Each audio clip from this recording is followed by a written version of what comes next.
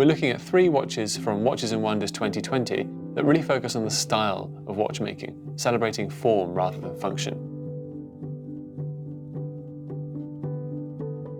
The industry's been through a little bit of a shift lately, in that we talk about designers more, and we've seen brands be so much more creative and varied in their output. The first watch I want to mention is a new Cartier Santos. Now, nobody makes watches like Cartier. It's the way they work with style, with line and form and geometry, and the Santos is no exception. It may have a lineage back to the very earliest wristwatch, but really it's a design of the 80s, and most famously executed in steel with yellow gold, with the contrast between the rivets on the bezel and down the bracelet.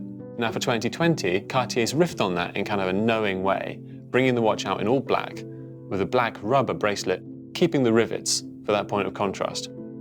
In other places, they've really nailed the details. For example, the literal jewel in a crown of every Cartier watch is normally a blue sapphire. Here it's a black spinel, just to keep it completely consistent and monochrome. Now next, we want to look at the Vacheron Constantin 56 triple calendar.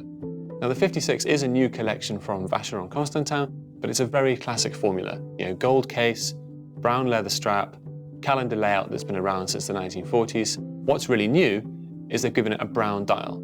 Now, there was a time when for serious watch collectors, focusing on dial colours was pretty superficial. You are kind of expected to obsess over the fine finishing or the precision mechanics of an escapement, but in reality, we all know you buy watches on their looks, and giving it this new dial has transformed the 56 into something quite different.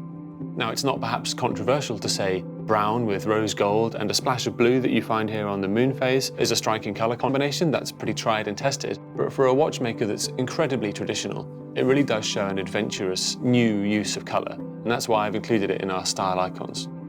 Lastly, I want to look at the Piaget Polo. Now, if you were to draw a Venn diagram of the most significant recent trends in watchmaking, you'd find this right at the centre.